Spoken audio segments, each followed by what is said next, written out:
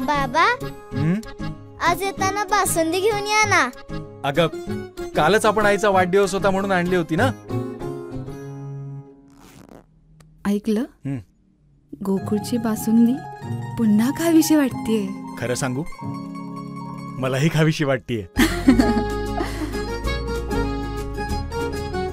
पुन्हा पुन्हा खावीशी वाटणारी गोकुळ बासुंदी.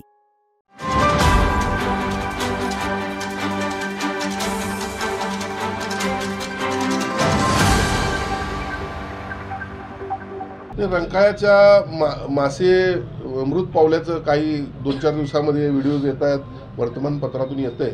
या संदर्भात मी उद्याच त्या ठिकाणी एक पाहणीची बैठक ठेवलेली आहे आणि त्या ठिकाणी मला जे आठवते त्या ठिकाणी एक कोणतरी पाईप टाकण्यासाठी त्या ठिकाणची व्यक्ती ती जागा देत नाही. त्यामुळे त्या ठिकाणी देखील कंपल्सरी ॲक्विजिशन जे आपल्या कायद्यामध्ये आहे, ती पाईप टाकली की ते पाणी ओढ्यामार्गे जाईल, रंकाळ्यात पाणी दूषित पाणी येणार नाही असं एकंदरीत माझी माहिती आहे. पण उद्या प्रत्यक्ष जागेवर गेल्यानंतर आपल्याला त्या संदर्भात माहिती कळेल.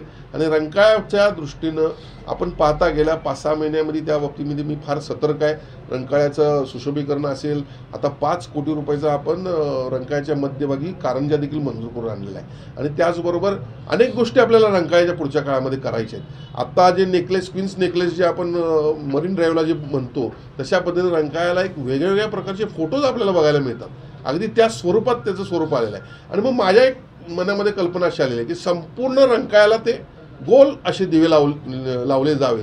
आणि म्हणून येणाऱ्या या आपलं जे बजेट येईल DPCचं, त्या माध्यमातून आपण DPCचं जिल्हा पर्यटनचं जे बजेट आहे त्या माध्यमातून मी पालकमंत्र्यांना सूचना करेन की या रंकाळ्याला पूर्ण हे दिवे लावले गेले पाहिजेत. रंकाळ्याचा विकास होण्यासाठी निश्चितपणे आम्ही प्रयत्नशील राहू. कारण आपल्याला नेहमी आपण म्हणतो की पर्यटक आला पाहिजे, 3-4 दिवस इथं खेळला गेला पाहिजे. आई अंबाबाई आहे, नरसोबाचं मंदिर आहे, ज्योतिबा मंदिर आहे, विविध मंदिराने आणि त्याचबरोबर विविध गडकोट किल्ले आहेत. या माध्यमातून पर्यटक या ठिकाणी 2-3 दिवस येतील. आपण म्हणतो की ॲग्रिकल्चर टुरिझम पण आपण डेव्हलप या ठिकाणी करतोय. काही दिवसापूर्वी आपण महाराष्ट्र इन्स्टिट्यूशन फॉर ट्रान्सफॉर्मेशन या संस्थेच्या माध्यमातून या ठिकाणी शाश्वत विकास परिषद देखील आयोजित केली होती की पोटेन्शियल काय, या ठिकाणचा विकास कुठल्या माध्यमातून होऊ शकतो. मग IT पार्कची देखील या ठिकाणी आपण त्या ठिकाणी चर्चा झाली, ती देखील लवकर आपण IT पार्क या ठिकाणी आणतोय.